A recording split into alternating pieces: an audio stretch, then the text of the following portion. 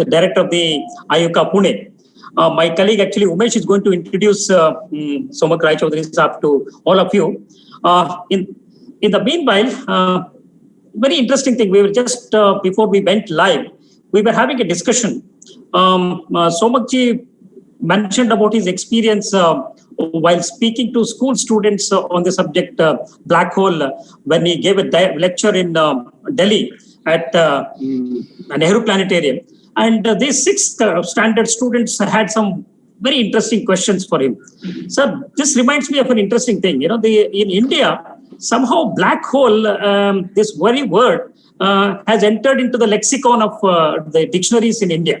In the sense, in the very name black hole connects with Calcutta, the Fort William jail, where those 146 the white British people were all jailed in that small room, and it is said that about 123 people did not come back alive.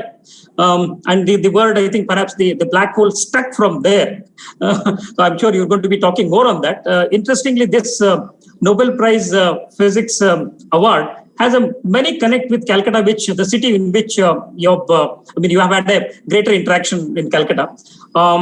Penrose, one of the Nobel laureate who has been awarded this prize, has come to Calcutta, and he actually interacted with students in the Science City in Calcutta, which is one of the units of the National Council of Science Museum, and also Birla Industrial Technological Museum, which is again a mother museum of all the science centers in the country.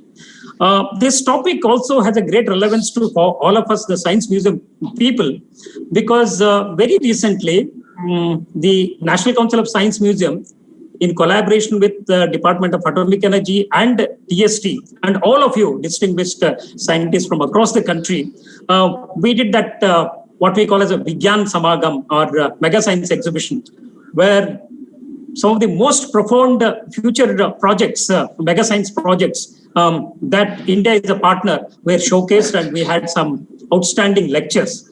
So these students and our audience, I'm sure they'll be highly inspired by this exhibition. And this lecture of yours on the Nobel Prize will definitely will resonate with each of these audience. So before I actually, I'm not going to stand between you and the audience. I would like to request my colleague Umesh Kumar to briefly introduce Professor Raychaudhury, post which I think he will start his lecture. Umesh. Yes, sir. Thank you, sir. In fact, it's a privilege and honor for me to introduce a great, eminent astrophysicist and director of Inter-University Center for Astronomy and Astrophysics, which is popularly known as IUCAA in Pune, Dr. Somak Raychaudhury. I'll just introduce briefly because he has many slides and I think you people need to interact more with him. I'll just say he has served at various positions from 1989 to 2015. Some of them I would like to mention here for our audience. University of Cambridge in UK, Harvard Smithsonian Center for Astrophysics in USA, IUCAA Pune, as a faculty member before coming up as a director of IUCAA, and University of Birmingham at United Kingdom, then Presidency University Kolkata as well. A few things more I would like to add to his introduction, yes, during his entire career, he has won several prizes and scholarships. I would not like to mention each one of them here. Guided already, Dr. Raychaudhury has guided 13 PhDs, and to his credit, he has 180 publications, or even more. I think this is which I have taken. Maybe more might have been added during the time when this was last updated. So with we have a really eminent, distinguished personality to throw light on the Nobel Prize in Physics in the year 2020. So let us hear from Dr. Somak Raychaudhury. Over to you, sir. I'll just say a few words. Normally, when the museum was open, every year when the Nobel Prizes are announced, we do an exhibition on the Nobel Prizes in sciences. Unfortunately, this year, since we are under lockdown, we have not been able to do that. So I think the audience will be depending more on your, the lectures and events that we are doing online, sir. Thank you. Okay. Yes, thanks very much. It is an honor and a privilege. I am representing a whole exhibition, which is an onerous task. And I'm very happy that you've called me here. Let me share my screen so that I can show the slides. Okay. Thanks. Can you see my slides? Great. Okay. So thank you, and thanks for this wonderful introduction and for inviting me here. I'm very much very happy to be here for the Nehru Science Center. We go back a long time. In my entire career, I've been associated with the NCSM family for a long time. And from my childhood, I was associated with the Birla Museum in Kolkata, the Science City in Kolkata. I was also part of the governing board.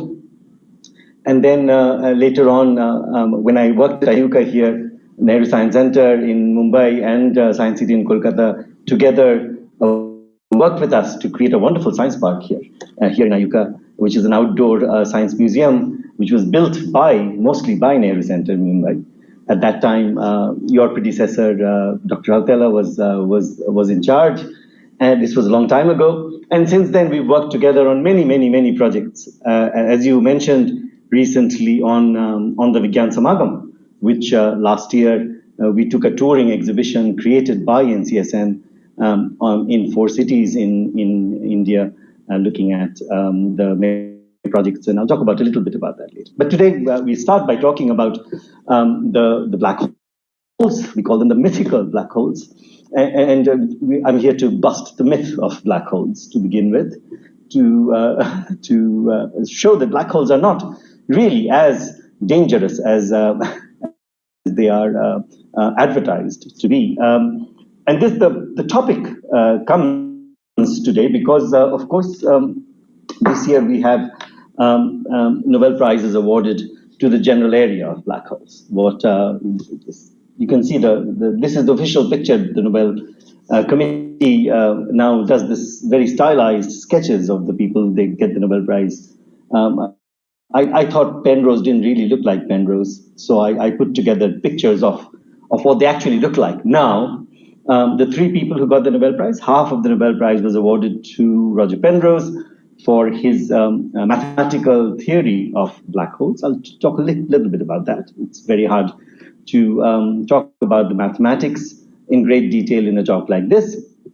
The second half of the prize was shared by Reinhard Genzel and Andrea Ghez of Germany and the US together. Professor Penrose, of course, is a professor at Oxford in England, and they shared the Nobel Prize, Genzel and Ghez, for not only discovering but characterizing and proving that there is a supermassive black hole in the middle of our galaxy. And I'll talk about that, and then I'll talk about where this subject is going and how India can benefit from it. I'm just saying that black holes in general get a very bad press. Here you see, if you look at science fiction, if you see film, television, it seems that black holes are terrible. They are a source of terror. Disney movies saying no force from this world can stop it, and they are coming to get you. So people are very afraid. My message to you is, please don't be. Because black holes in general, if you leave them alone, they don't do anything much to you. But they are very exotic and lovely, and they even get people Nobel Prizes.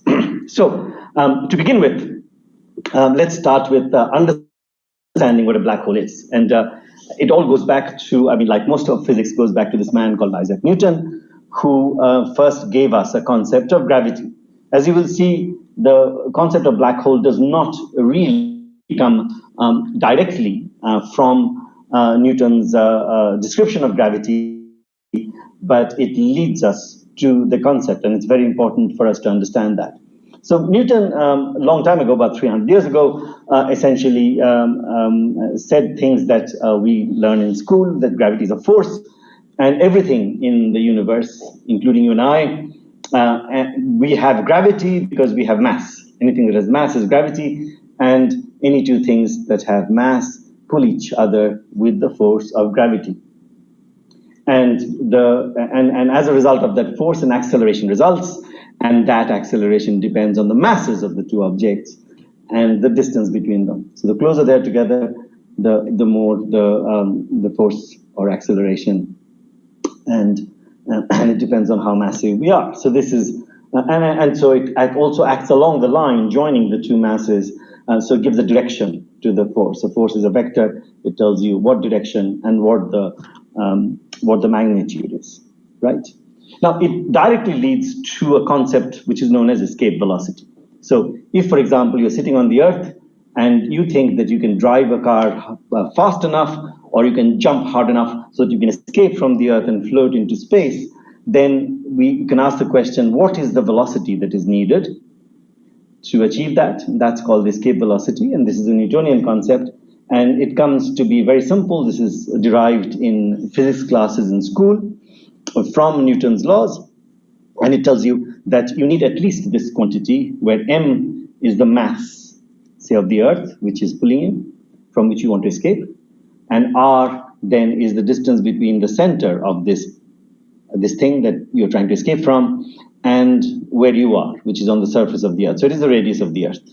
And so at the radius of the Earth, if you throw something up, it comes back down because of Earth's gravity, the force of gravity, and if it goes above that escape velocity, it can escape, right? So it's called the escape velocity, very simple. And it's given by this simple expression, square root of 2gm over r. So you see, it depends on mass, but inversely on the radius, the size, and there's a square root there, okay? So this leads to the concept of what is known as black holes. So you can think of, if the velocity is, we know that the maximum velocity that you can attain in physics, in all of science, is the speed of light. And so if your escape velocity is greater than or equal to the speed of light, then nothing can escape from that object, right? So then the idea is that defines a black hole. A black hole is such that that escape velocity that's given there has to be equal to or more than the speed of light, so nothing can escape. But how can you make something where the escape velocity as high as the speed of light? That's the challenge. How can you make this black hole? So you can see that if, for example, you have some object like the Earth or the Sun or star or whatever, and you continue to increase its mass, as you increase its mass, the escape velocity becomes bigger and bigger because of that expression. And then the more the mass is, the more the escape velocity, the harder it is for anything that you throw up with a certain velocity to escape. But that's not a practical way of looking at it. You don't increase the mass of something, keeping its size the same. Hard to think of processes that do that. More common would be something, for example, where you keep the mass of something the same. It is easy to do that, but you make it smaller, something that's collapsing, right? So if you make it smaller and smaller and smaller, because that expression has gm over r in it, r is in the bottom. As r becomes smaller, the escape velocity starts rising, and it can at one point cross the speed of light.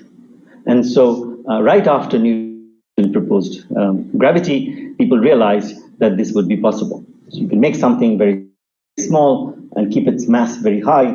Its density then becomes very high, and so it would be very hard to escape from it.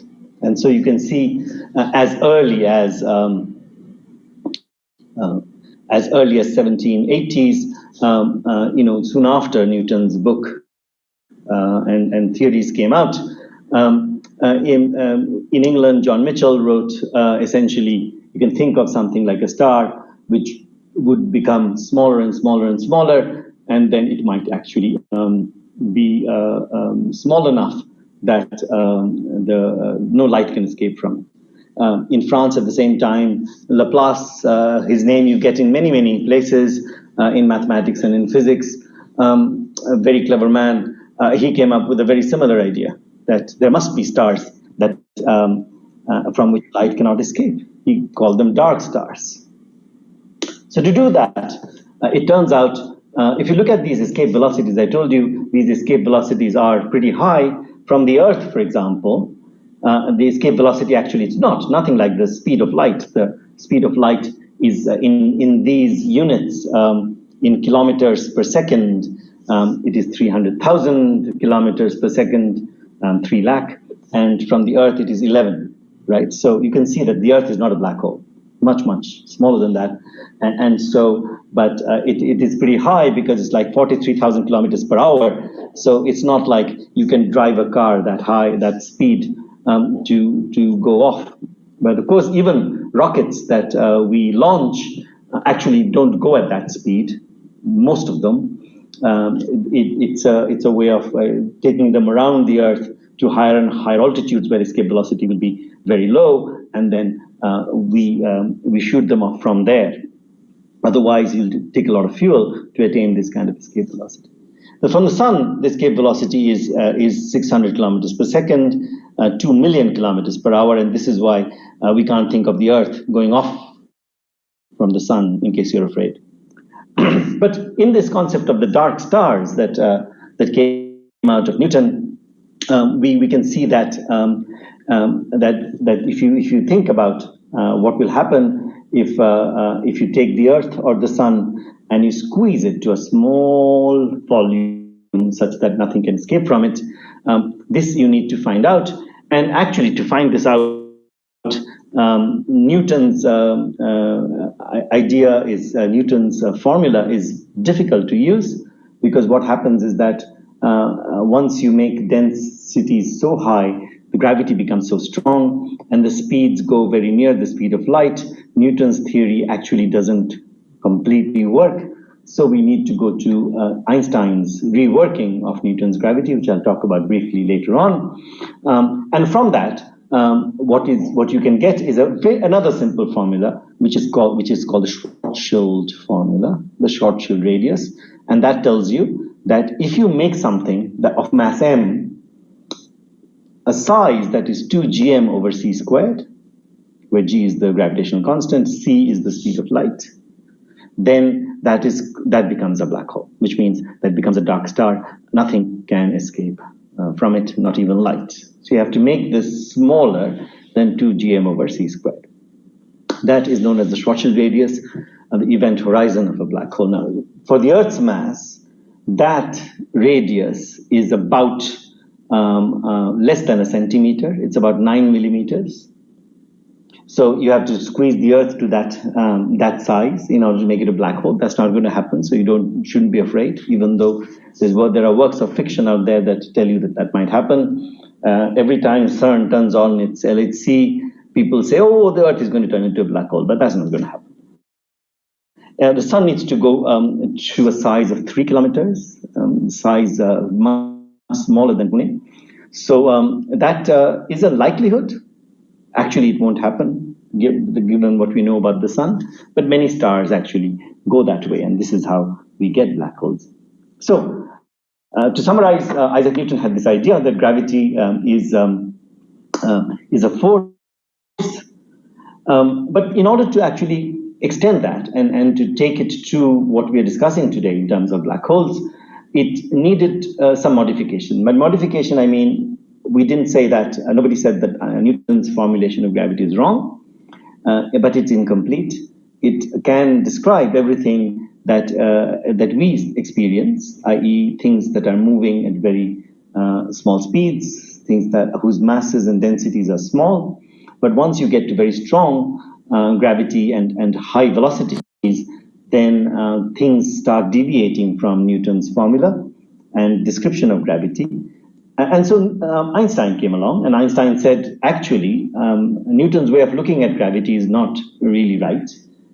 Gravity is not really a force. It is not something that looks like a string that's pulling two things and it's connected by an invisible string. Actually, we have to think very differently about gravity. Gravity is actually an effect where the mass of an object actually distorts the space-time around it, distorts space around it. And as a result, what happens is that objects follow this distorted space and so move in an orbit rather than being pulled by a force. Once you do that, then a lot of these problems can be solved. This came up with a very different way of looking at gravity, though the results are very much the same in terms of the mathematical formulae that that Newton used for escape velocity still comes from this theory, but the way of looking at it is different. So he says that mass gives curvature to space, and space and time are connected, so you call it space-time, and massive objects have their space curved around them. Okay?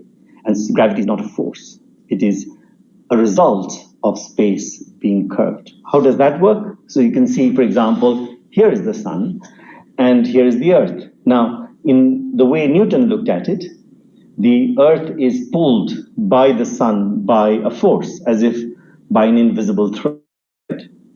Einstein said, no, forget about these threads and forces, etc. What happens is the sun, space is a thing. In Newton's ideas, there is no space, it's vacuum. Einstein says, no, space has an entity. Space has character. And what happens is that space is deformed. As you can see, it's deformed by the gravity of the sun. Actually, Earth also has gravity, so it is deformed much smaller there.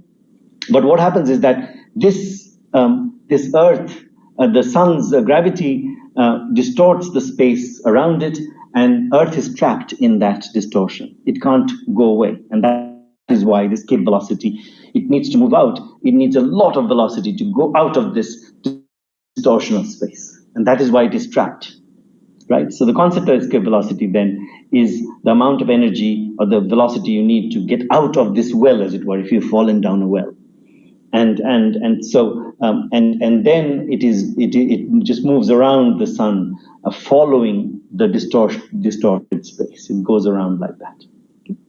That's the idea. So that's Einstein's way of looking at it. And once you look at it that way, it makes it much better to understand what a black hole is. So Einstein gave us this idea in 1915. It took a long time for people to understand this new idea, partly because he published it during the First World War in a German journal in German. Most of the English-speaking world was fighting Germany at that time, so they didn't actually read about it till the war ended.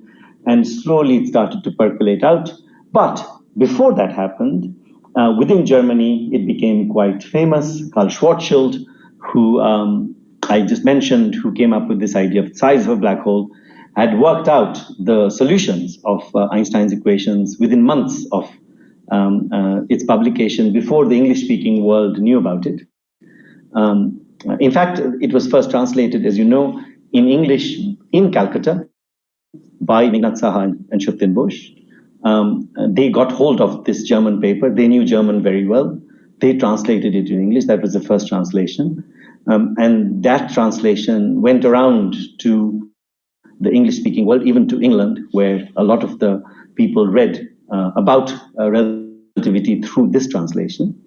And then what Schwarzschild at that time was actually fighting in Russia as part of the German army. And he died in 1916 in the First World War.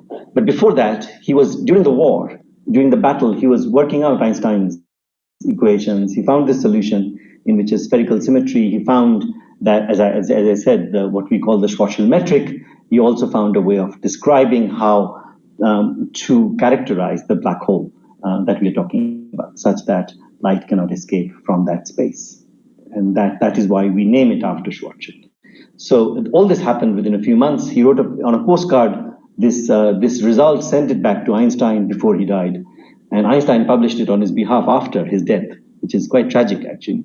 Schwarzschild might have done quite a lot of work hadn't he gone to the war.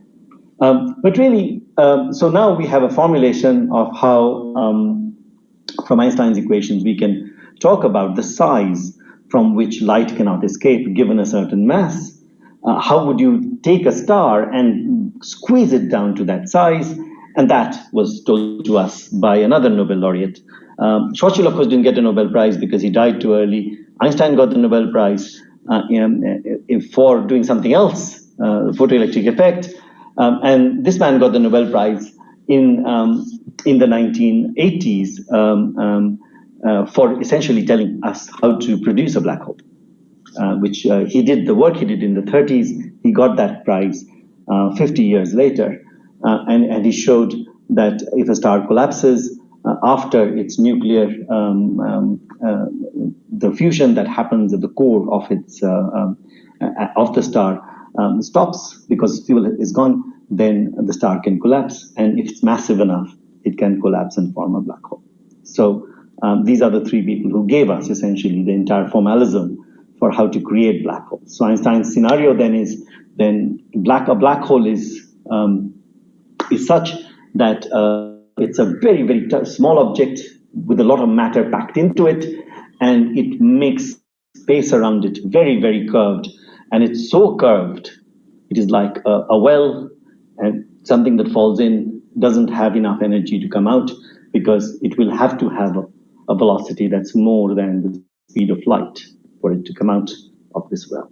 That's the idea. So space-time is very, very curved. So I told you that black holes, there are lots of myths about black holes, and we're going to bust some of these myths today. A lot of science fiction, a lot of films, etc., tell you that black holes go around the galaxy sucking in things like a vacuum cleaner. They don't really. I mean, they sit there, they're normal stars that have been turned into these singularities, which we talk about. And as a result, they pull in matter from near the black hole, not very far away, near the black hole. And if you come very near it, and by near it, I mean a few times more than their Schwarzschild radius, which are small, then you can fall into a black hole, right? So for example, if the sun turns into a black hole today, then for some reason, it won't, but if for some reason, then what will happen is that it won't be able to pull in any of the planets inside because its effect will not go as far as even Mercury or our planet. We will not feel it. I mean, we will of course feel it because if the sun turns off, then all the light goes. But it'll be a very dark place. But we will continue to orbit the sun like we are, the Earth will, as if nothing had happened, right? So the effect of black holes is not that drastic all across the universe. It only acts in a very small area. It will become very cold, but that's because there's no light coming out. Okay. So Chandrasekhar told us that black holes can form when stars die. I'm not going to give you a full astrophysics lesson on what happens, but when stars stop producing energy at the middle, then it loses its equilibrium state. Our sun, for example, will live another 5 billion years or so before that happens. But what happens is that many stars will just collapse and form, and Chandrasekhar applied the laws of quantum mechanics to tell us what happens to these states. Some stars will turn into white dwarfs, some will turn into neutron stars, and some into black holes. And that's a different lecture I'm not going to give you now. So this is what he said, that if a star has a mass that is much smaller than 1.5 times the mass of the sun, or 1.4 times the mass of the sun, it will turn into a white dwarf. If it's greater, between about 1.4 and about 3 or 4 times the mass of the sun. Remember, our sun is less than 1.4 times the mass of the sun, so it will turn into a white dwarf. At the end, it will not turn into a black hole. It will turn into a neutron star if it's slightly more massive, and if it's more than about 3 to 4 times the mass of the sun, it can turn into a black hole because it will have enough gravity for it to go into something that is smaller than the Schwarzschild radius. That's the idea. So what happens is that a massive object, you can do a little experiment where you can take a heavy object like a ball, a rubber ball, for example, solid rubber ball, and if you have a stretched bed sheet and you put it in the middle, you will see that the bed sheet is going to have a curve in it, and a little ping pong ball in there will then go around this thing like the Earth goes around the sun. These are experiments that we do quite a lot to show people. But in the case of the black hole, what happens is that this particular object that's actually distorting the space-time makes this a very, very, very, very deep tunnel. But then what happens at the bottom of the tunnel? And that is where this year's Nobel Prize comes in. And what happens is that people can ask the question, what is inside this event horizon of the black hole, the Schwarzschild radius of the black hole? What's in there? Because as the star collapses to become smaller than this event horizon, there is nothing to stop it. So it can go into a point, and that point then should have infinite density, because if density is mass divided by the cube of the radius, and radius becomes 0, then the density should be infinite. Can you have infinite density? And that's what's called singularity. So how would you define a singularity? Inside the black hole, the middle would be a singularity. It's related, one finds later on, to the question of what was there in the universe, at the beginning of the universe. Was there something that had infinite energy and infinite density? That was a singularity. So singularities are these objects in physics which seem to have things that are physical quantities like energy and density and things like that to become very, very large or undefined or infinite. So Stephen Hawking, who's now dead, which is why he wasn't given the Nobel Prize, and Roger Penrose in the 1970s, in late 60s and 1970s, wrote a series of papers actually working on the mathematical theory of singularities. What happens as I said, as Chandrasekhar had said, the star would collapse and go into a singularity. How can you physically describe that? And does it lead to things that are not allowed in the universe, like infinite densities, right? And so Penrose, who is now almost 90 years old, is more than 10 years older than Hawking. He wrote the first paper in 1965-66 on singularities.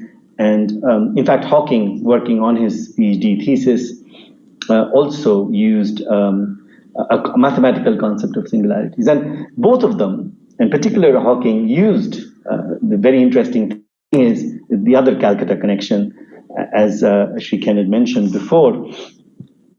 The other Calcutta connection is that they used the formalism that was laid down by a very famous mathematician and physicist from Kolkata called Amal Kumar Raychaudhury. Amal Kumar Raychaudhury was at that time teaching in Astro College in Kolkata. Later on, he became the head of physics, Presidency College, where I studied for my undergraduate degree. He was my teacher, and I learned my general relativity. Very interesting, because I learned my general relativity from Amal Kumar Raychaudhury. Then I learned mathematics. I took mathematics courses at Oxford from Roger Penrose, and then I had my first black holes courses from Stephen Hawking in Cambridge. So all three of these people have taught me, and they are, and very interestingly, both Hawking and Penrose talked about Amal Kumar Raychaudhury quite a bit in their class. Amal Raychaudhury's equation in this famous paper from 1953, it's called Relativity Cosmology 1, that number 2 paper never came. But in that, what he did was he laid down a mathematical formalism coming out of Einstein's theory, very general, not talking about black holes at all. This paper does not talk about black holes. This paper talks about what happens if you take Einstein's theory of general relativity, describing space-time, and how you can describe things like shear, torsion, and angular momentum rotation, and things like that into it. This is very, very important. It's a concept of differential geometry, and it is a very generic thing. I mean, and people working on geometry use this paper. The Raychaudhury equation, which is now called, and Raychaudhury equation is used by people not just working on black holes, but working in general on geometry, mathematicians. And Hawking, who was doing his PhD in Cambridge under Dennis Sharma, actually used Raychaudhury's equation in order to figure out what happens if the star, because remember, the star is turning, it has angular momentum, and you need to figure out a general mathematical expression in which a rotating and spinning star collapses, and how it distorts the space-time into finally ending up in a singularity. And showed that actually what happens is the singularity quite naturally comes from this mechanism of collapse. It is not something very, very unusual, and it actually ends up in a state that is allowed in physics and mathematics. It doesn't turn into something that's infinite. This concept, then he developed with Penrose in these series of papers, which starts with this paper in 1970, which of course was cited by the Nobel Committee this year in granting the prize to Penrose. In fact, who to Hawking in Cambridge, working with the same supervisor and now is the Astronomer Royal, made this statement after Penrose got the Nobel Prize, saying that Penrose is amazingly original and inventive and essentially made the first big advance after Hawking and Penrose together, after Einstein, into understanding what black holes can be. And it is a shame that Hawking is now no longer there to share this prize with him, because their work was very, very related. Actually, Penrose, Sri Kendall mentioned before this that Penrose had come to India. Penrose has come to India many, many times. Penrose absolutely loves India. I've talked to him about, in fact, the first time I met him, he was wearing an Indian kurta in the market buying potatoes with a Shantiniketani bag on his shoulder. He, at that time, used to come to India every 2 or 3 years. And he came to Pune 3 times. He gave a fantastic lecture in the Bal Gandharva Theatre in, I remember, in 1997, at which Bal Gandharva holds 1,000 people, 5,000 people turned up. Famous, I mean, he went, I remember him at the Goa conference. And in I think, 98, he went to Kolkata to meet Amar Raychaudhury. 88. Amar Raychaudhury died in 93. He went there to meet him finally. And talked to him quite a bit and things like that. So Hawking only came once to India, to Mumbai, but couldn't go anywhere else. But Penrose has visited India quite a bit. So and he's done quite a lot of work other than this, the black holes. His work in mathematics is just amazing. You can, if you haven't, look up Penrose tiles and quasi crystals and things like that. In fact, in IUCAA, just across where I'm sitting, is the Chandrasekhar Auditorium, and the foyer has Penrose tiles on it. They are a very interesting forms of tiles that Roger Penrose himself designed for IUCAA. We have, and he's of course been here several times. So what they did was essentially Penrose used, and I won't go into Penrose's work here because it's very mathematical, but I just wanted to show that what he did was, here is the singularity in the middle of this very curved space-time, and there is an event horizon, but right in the middle, we don't know in this blue area what is there.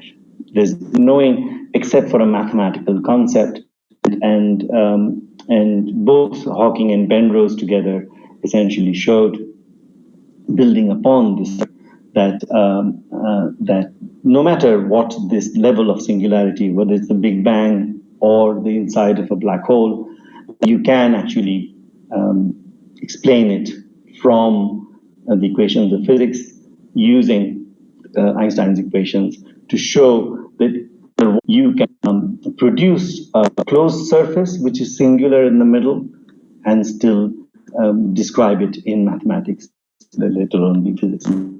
The idea is that black holes are not these exotic creatures that where everything it actually naturally. How do you find a black hole? A black hole, of course, this is what the picture of a black hole is like. It's black. Nothing can escape from a black hole. As you know, in that singularity, nothing can come out, and no light can come out. And everything that you see in the universe, you see through light. And so, if that's the picture of a black hole, how can we find a black hole? And this is what Gez and Genzel tells us, show us first. So, how many types of black holes are there? We know that there are stellar mass black holes that come from stars. Stars collapse to form black holes, and they are less than 100 times the mass of the sun, because the most massive stars in our galaxy are 100 times the mass of the sun. So if they collapse to form black holes, they will be smaller than that. And then there are supermassive black holes that are 1 million to billion times the mass of the sun. And you have one in each galaxy, in the middle of each galaxy, right?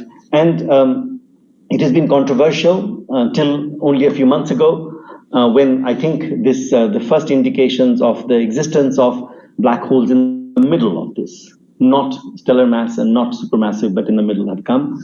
And if people think that these supermassive black holes are made from small black holes merging together to form bigger and bigger black holes, then you need to find these in the middle. And people have for a long time said, so where are they? And in fact, we announced the first such black hole, and I'll talk about it in a minute, which is more than 100 solar mass very, very recently. But what Ghez and Genzel did was to look at the black hole in the middle of our galaxy. Our galaxy looks like this. This is called the Milky Way, and you know the Milky Way is a band of stars in the sky, and the center has, we know, a black hole. So Ghez used the Keck telescope, which is the 8-meter, which is a 10-meter telescope in Hawaii, and Genzel used the VLT, eventually 8-meter telescopes in Chile. And they both looked at the center of our galaxy. Our galaxy looks like this. As you know, the sun is not at the center of the galaxy. It is, and the Earth goes around the sun. And you can look in the plane, and the black hole sits in the middle there. So if you look from top, these are not pictures, of course. You can take a picture of our own galaxy. This is our impression. But if you look from the top, this looks like that. The sun is there, and you have to find where the galaxy's middle is. The problem is that you can see there's a lot of dust in the middle, in the plane of the galaxy. That obscures light. So this is what the Milky Way looks like. This is a picture taken from Chile, the 4-meter telescope, not far from the telescope that Reinhard Genzel used. And you can see that that's where the center of the galaxy is, the Sagittarius, and it's surrounded by this black stuff. Now, the Milky Way is very bright in the southern hemisphere. We don't see this part of the Milky Way from India, and it's hard to see the galactic center, but you have to go into the southern hemisphere or very close to the equator to do that.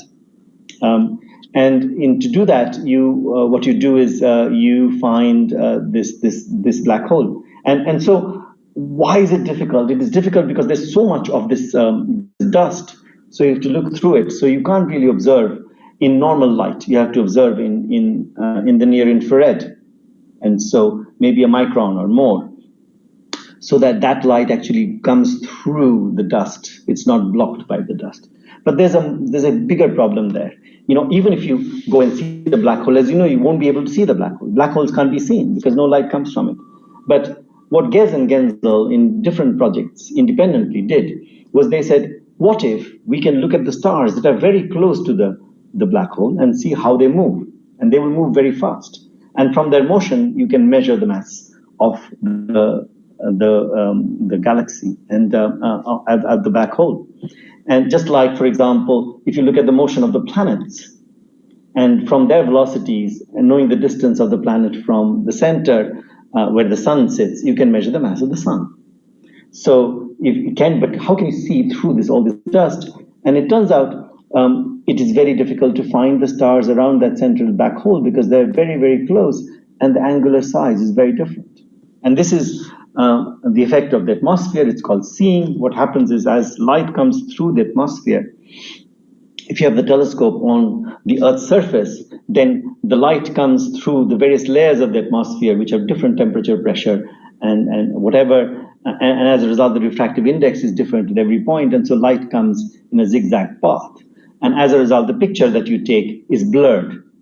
This is why stars twinkle, for example.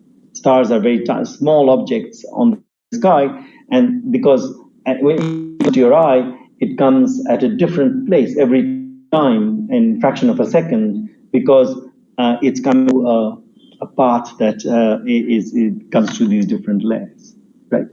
So the problem is that it blurs the image and blurs the image to about a second of arc. But then the nearest stars near the central black hole in our galaxy are close, very near, much less than a second of arc. Both and Genzel did this amazing work from the 1990s with these large telescopes. And this is how you can see how technology is needed to do projects like this. They've been working on this for 30 years in order to get this Nobel Prize. They use something called adaptive optics, in which of course, here in Pune, in IUCAA, we have a fantastic adaptive optics lab where we build these systems now.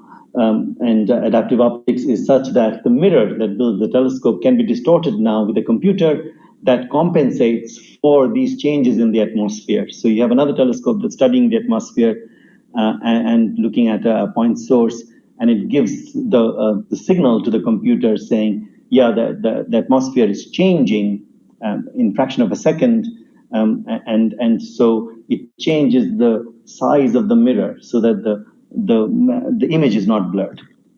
And this is called adaptive optics. It's now possible to do, even with the largest telescopes. And that is because these large telescopes have segmented mirrors now. They're built with not a single mirror, but many mirrors together. The 30-meter telescope that India will build will have 492 mirrors.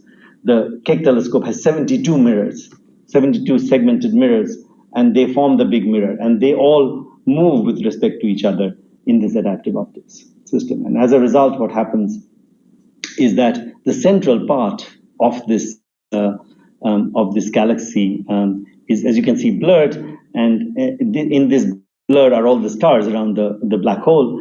And as a result of the adaptive optics, you can actually find these stars. And these are the stars that Gez and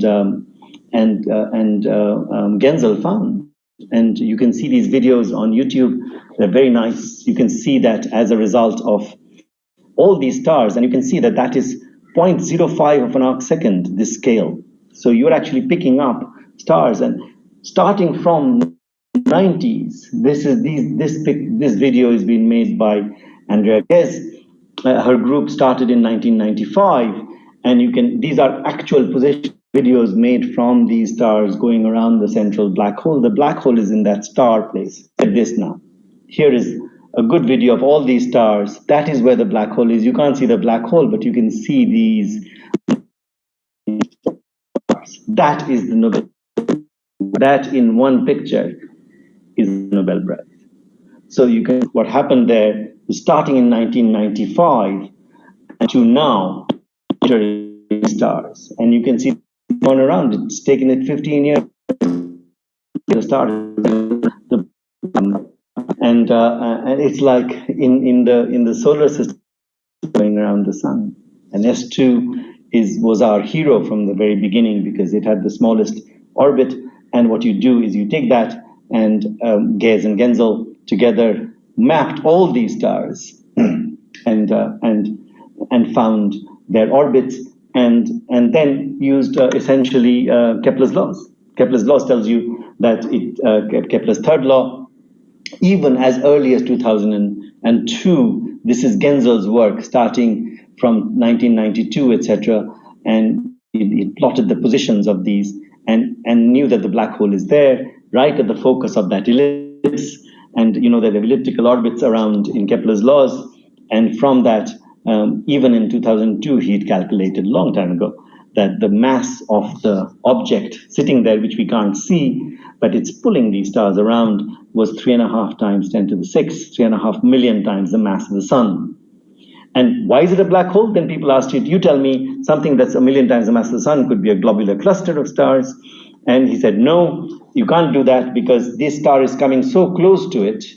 A globular cluster, it's coming as close as the perigalacticon. It can actually, you can figure out what the distance is. It's very, very, very close.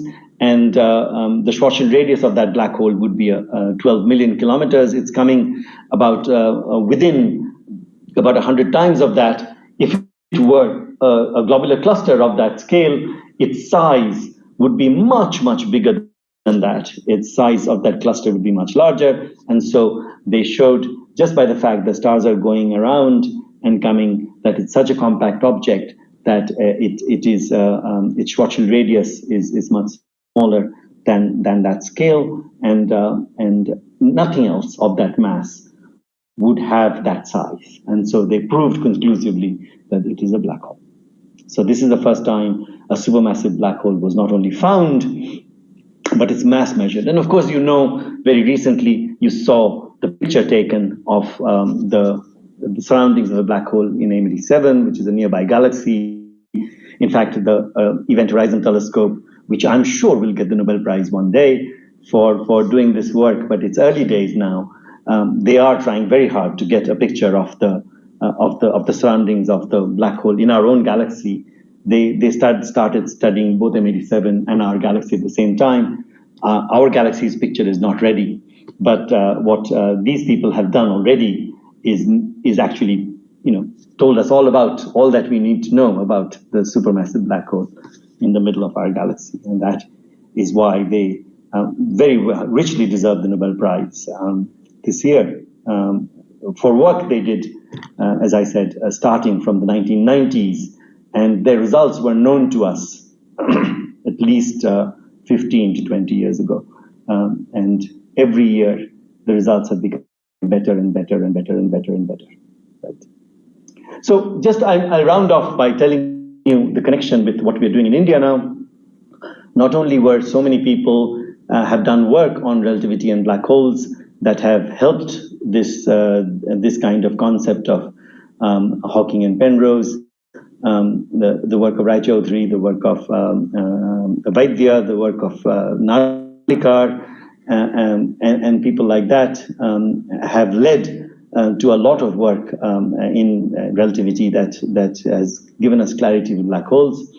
But here now we have India is getting into this era where we are part of the biggest projects that are going on in the world to work on this. And of these various mega science projects that we are getting in, we heard about the Vigyan Samagam, the 30-meter telescope in Hawaii. India is 10% partners of it, which will study a lot of black holes in various, it's just a scaled up Keck telescope.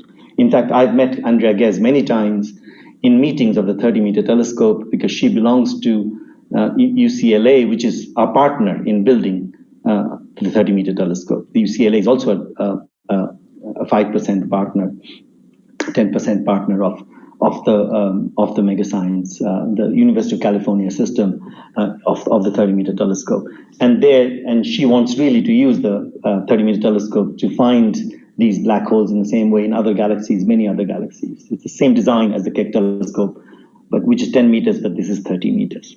And of course, we'll also have LIGO India, which finds black holes in a very different way. And I'll very quickly tell you what LIGO India does in a few minutes, so that you will see that we are poised to find these black holes and characterize them in a very different way than these people have. Of course, it's already got the Nobel Prize, the first discovery of gravitational waves a few years ago. It was discovered 5 years ago, and the Nobel Prize came to them 3 years ago. And in that discovery, there were 1,000 people who wrote that paper, discovery paper. 40 of them were from India, 10 of them from IUCAA, where I'm sitting. And I'm very proud that we have one of these, the most active gravitational wave groups in the world. And there, the idea was, Einstein said that something distorts space with its mass. He also said that if things move and merge in space-time, it's going to create ripples, just like if you throw a stone in a pond, or a duck moves on the pond, it creates ripples that go on the surface of the water. In space-time, there will be ripples. These are the gravitational waves. So when these black holes collide with each other or merge, they produce these waves. And these waves then propagate as if it stretches space-time in one direction, compresses in the other. And what we do is we use something called interferometer. And please look up how LIGO works. I'm not going to explain all that now, but it does that in a way such that in an interferometer, a Michelson interferometer kind of place where there's a laser that goes and gets bounced between perpendicular paths, between mirrors, are exactly balanced, can be exactly balanced if they follow identical paths. But as a gravitational wave passes through one of these perpendicular arms, distorted, they are extended, and the other is compressed, and it loses the balance, and as a result, one can find the gravitational waves in this particular form. And except that these things are 4 kilometers long and have to be very precisely built, and all sources of the distortion eliminated or characterized, so that we can find these very little distortions. Einstein, when he published the relativity theory, actually predicted gravitational waves. But in a year's time, in 1916, he wrote a paper saying nobody will ever find these things, because he worked out that even when two black holes collide, or the most compact stars collide, the distortion of space-time, the amplitude of the gravitational waves will be very, very small. And it will be of the order of, if the detector is kilometers across, then the change in length of the detector on one side compared to the other will be 10 to the power minus 18 meters. And that is smaller than the nucleus of an atom. If you think of how small that is, human hair is 100 microns, which is 10 to the power minus 4 meters. But you can, if you look at how an atomic diameter is 10 to the power minus 10 meters, a nucleus of an atom is 10 to the power minus 15 meters, and this is much smaller than that. And so even Einstein did not believe that this could happen, but this happened. And as you know, you've seen pictures like this. This is a simulation of two black holes merging, and as a result, how space-time is distorted around them. If two black holes have this kind of holes in space-time, as I showed you, and as they merge, you can see how it creates this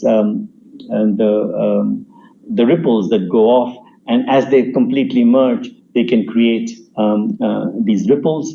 And one can detect them, and this was detected by the two observatories, the LIGO observatories in the US, which are 3,000 kilometers apart, and they look like this: the two 4-kilometer arms in which lasers are bouncing between mirrors, and they detected them 7 milliseconds apart. Two of these, the first signal 5 years ago.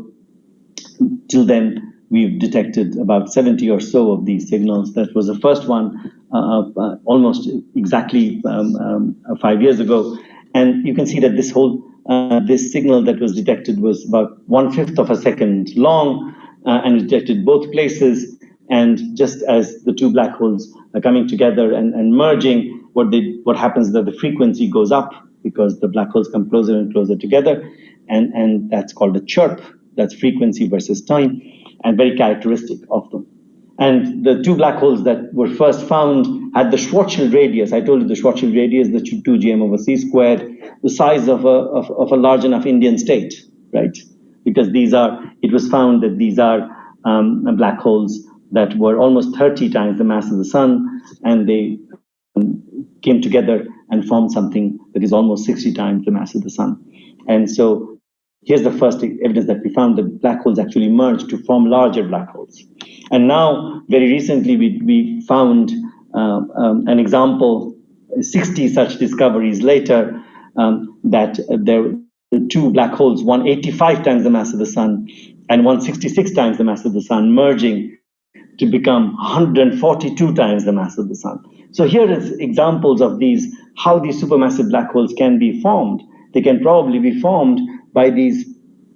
Here are some of the discoveries that have happened between 2015 and now, and you can see the black hole masses of 10 or 20 times the mass of the sun getting together to forming something like 30 or 40. And the most massive one we found is something that's 140 times the mass of the sun. And we are hoping that soon we'll find more and more and more of these.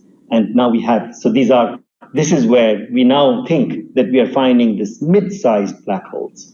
So things that Hawking and Penrose worked together to predict and came directly from Einstein's equations can now be found. And here's a great summary of some of the great of these black holes that have been found by LIGO so far. And so we're going to build the third LIGO in India. LIGO India, it will be called, in collaboration with the LIGO observatories in the US. They are giving us part of the equipment, the lasers and the mirrors, and we are going to build the entire infrastructure around it. somewhere in Maharashtra, as you know, in the Hingoli district. There are these two LIGOs now. There's one other that works now in Italy called Virgo, and we will have LIGO India. This is what it's going to look like. This is DCSEM, who's the civil engineers, the civil company, the Institute of DAE, who's going to build it, have made this drawing to show what it will look like. And the 4 institutes who are going to build it, my institute is one of them, and the others are all here, and in Gandhinagar, in Indore, and in Mumbai. And the 4 of us are building it together, and it's going to be built here in the Hingoli district. And it's already, the land has been acquired. That's what the land looks like, and work has started on it. And go to social media and look us up and find out what's happening. I'll end here by saying that these are good books to read about black holes and Einstein's way of looking at things, and the consequences of black holes. I'll stop here. Thank you very much for listening to me. Thanks a lot, Professor. I was just, I was told that close to about 200 people were online. There must have been quite a lot of questions. My colleague Umesh, who perhaps must be having a look at this YouTube, will be able to pose some questions. But to start with, I could actually see 2 of them. There's one gentleman by name Deepak Singh. He has not mentioned from which place. He says, do black holes emit radiation in X-ray, gamma rays, or any other spectrum?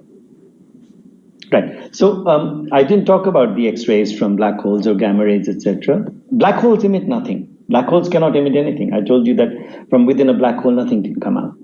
But what happens is that black holes are quite extreme in their gravity, and so around it there is a lot of where there's a lot of stuff. They can be heated up by the gravitational energy of the black hole. And that is actually one of the best ways we can detect black holes. I didn't talk about it today because that didn't get the Nobel Prize today. But what happens is that as mass falls near a black hole, just outside the black hole, they swirl around. And because of the gravitational potential energy of the black hole, they become very hot. And they become almost 10 to the power 7 degrees hot, 10 million degrees hot. And as a result, and something that's 10 million degrees hot emit X-rays and gamma rays. And so they can emit X-rays, and an X-ray telescope can detect them. So yes, you can find X-rays and gamma rays from near a black hole, but not really from inside a black hole. Yeah. Umesh, you have some questions?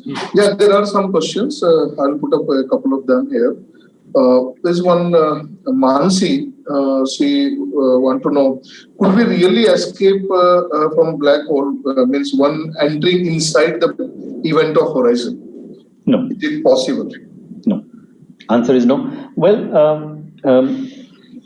when you enter the event horizon of the black hole, I motivated this whole thing about escape velocity. You really cannot escape from. But it's interesting that Hawking himself in the 1960s wrote a very interesting paper in which he showed that there are quantum processes from which particles can escape from a black hole. This is called Hawking radiation. And this is because he showed that in vacuum, particles join, particles and antiparticles join to form energy, photons, and then photons can break up into particles and antiparticles. And sometimes, due to symmetry, one of these particles can go into a black hole, and it appears that the other one doesn't, because it's outside the black hole, and as if the black hole is emitting that particle. Right? So this is a Hawking process, which is quite interesting. And that's a quantum process. It won't happen to me because I don't have an antiparticle. So this doesn't apply to macroscopic objects. It applies to particles. And but then this is a very slow process of emitting these particles. Its probability is very low. But nobody's ever detected Hawking radiation yet. But yes, that's the only way we know in which you can actually extract things out of a black hole. Perhaps they have got some confusion because they have seen that film Interstellar, and where the person got trapped inside the black hole and then finally land up somewhere in his doctor's library. So that's why perhaps they want. So that's interesting because that's the concept of a wormhole, which is where you enter a black hole and you can come out somewhere else in space-time and things like that. And that's mostly fictional, but the black holes can lead to very interesting consequences. That's why one of the books I put up at the end is a book by Gott called Time Warps, Wormholes. And there's also a book by Kip Thorne on these concepts. And Kip Thorne was a person in Interstellar who actually, as you know, worked out the physics. Kip Thorne also got the Nobel Prize 3 years earlier for the LIGO discovery. He was involved in the Interstellar movie for working out the physics. Actually, the physics in Interstellar is not wrong at all. In fact, there are simulations to show what the surroundings of a black hole would look like. But it's worth reading Kip Thorne's book to understand these things. There is one student from Holy Prophet English School. Their name is not there. I think there are many attending from the same school.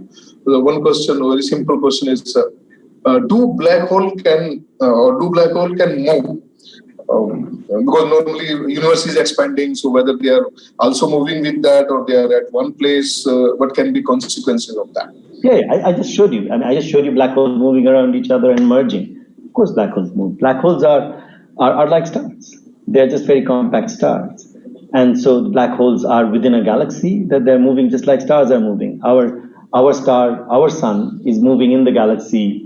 Around the central black hole in an orbit, a circular orbit, with the Earth going around it, and the black holes are moving around everywhere. There are millions of black holes in our galaxy that are moving around, and these black holes can have planets around them, just like other stars have planets around them. Sometimes these black holes are in a binary system with another star or another black hole.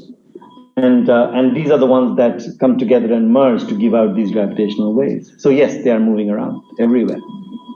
There is, from the same school, one more student has asked, how do scientists calculate mass of a supermassive black hole? Yeah, I just showed you. That's exactly what Ghez and Genzel had done. One of the ways to do it was the supermassive black hole in the middle of our galaxy. They found the stars that go around it, and from Kepler's laws, found the mass of the supermassive black hole. That's what the Nobel Prize is about, for measuring the mass of the supermassive black hole in the middle of our galaxy. That's one way of doing it. There are other ways of doing it. For example, if you're observing them in X-rays, then you can work out, in order to make the X-rays come out of the surroundings of the black hole, how do you get it that hot?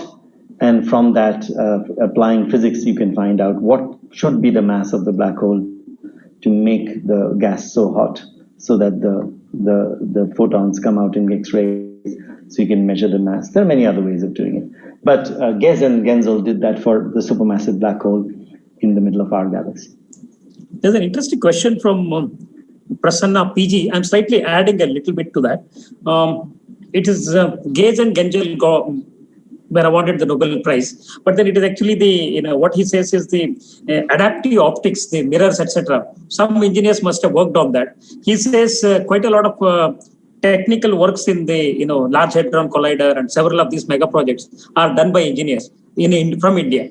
Will they at any time, at any future foreseeable thing, get a Nobel Prize?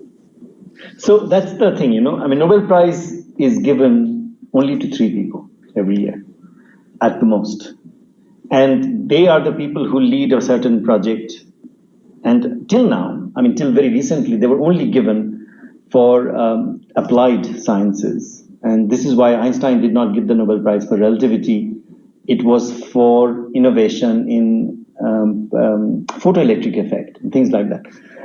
Only in the last 10, 20 years have people doing theory like Higgs, for example, or people doing astrophysics like this year's Nobel Prize or the LIGO one, they got the prize. And even in the LIGO Nobel Prize, the number of engineers who worked on building LIGO was more than 1,000. And the prize was given to the 3 leaders. So yes, if an Indian innovation can become the major component of a discovery, then yes, I mean, Nobel Prizes are built for engineers. Nobel was an engineer himself. Nobel did not want to give the prize to theoreticians and mathematicians. In fact, he wrote in his will that the prize will go to people who make advances in applied sciences. And that is why you look back and you see things like LEDs and lasers and this kind of discoveries, engineering discoveries, have got the prize before, more than mathematical discoveries like Penrose's discovery, for example, which is a new thing. And I think, yes, I mean, I'm sure at some point Indians will start getting these things. Yeah, there is one more question from Harsha Rasmi, though it's slightly in a different way. Possibly, what will happen of the planet if sun become a black hole? Though there's limit is that it has to be more than. So this question is slightly. Yes, I said that. I mean, I think I also mentioned that if the sun does become a black hole, nothing will happen to the solar system, except that we'll all die because there'll be no light. I mean, our light cold enough. Yeah, it was there. And there's no light. But because gravity is such that it depends only on the mass, the black hole's mass is not changing as the star becomes a black hole. And so the planet continues to move around the black hole, and the Earth will continue to move around. It's not going to fall in because it's too far away. And so, so the Earth's orbit is not going to change. What will happen is that we won't have the light that gives us our food. Yeah. There is one from Mr. Srikant Jha, that recently that particle which can move more than the speed of light. So if they are a part of black hole, and whether they will be able to escape from the black hole. Thank you. There is no particle that moves faster than the speed of light. Every time such things have been postulated, they have been proved wrong. We know of no particle that moves faster than the speed of light. Let such a thing be discovered, and I'll think about it. Okay, there is one more question. Can a black hole eat an entire galaxy? No. Black holes, it's another thing I said. I said that in the Mythbusters page, I said black holes don't go out eating things.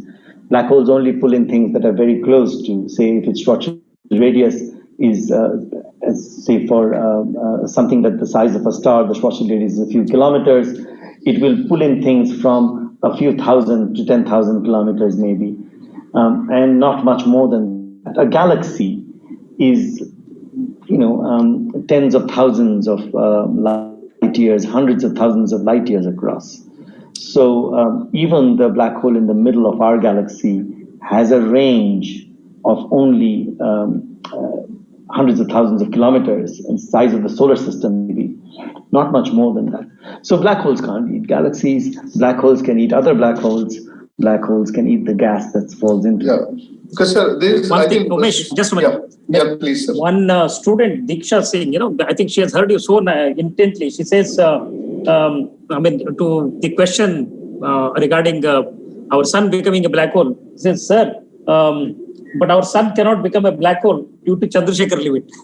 Yeah, that's what 1.4 So she has carefully, heard you, I think. Very good. Excellent. Because one is smaller than 1.4, right? So that's why. The sun will collapse into a white dwarf, but it'll stay there. It's not going to collapse any further. There was one teacher, I think, Mansi, there are two questions from her. Are dark energy and dark matter more threatening than a black hole? And the second one is black hole a entry door to another universe? Yeah, I think people have a problem in dissociating fiction from science to some extent. A lot of fiction has black holes as portals to other universes. We don't know whether other universes exist. We might never know. It is true that once we understand what a singularity is, and this is why, a lot of science fiction uses the concept of a singularity because we don't understand what it is, as portals into other universes. There are theories that do that, and there's more fiction than theory. I don't know, because there is no way once somebody enters the horizon of a black hole, no information comes out of it. So even if last question. Even if you go into another universe, you will not know. And quickly to address the energy of dark matter and dark energy, they're quite natural in the universe. They are not dangerous. Why would they be dangerous? The universe is made up of dark matter, and so it's not dangerous at all, and it's not out to get us. So don't lose sleep at night, please. I think, sir, that's all from, I think, Dr. Paresh Vaidya. He was there online and he has appreciated that on such a complex topic and subject, you have very lucidly, in a very simple way, you have explained. So it's a compliment for that. Sir, over to you, sir. Kenneth, sir, now you can... Again, on behalf of all our wonderful audience from across the country, not just Mumbai, I would like to take this opportunity to thank you and hope that we'll continue to have this association. And hopefully one among these people, and also this lecture will be available on our YouTube. So many thousands of people, students, will have a look at this, and maybe 10 years from now, 20 years from now, somebody will come to IUCAA to join it. Thank you so much. Thanks very much. Thank you, sir. Thank you.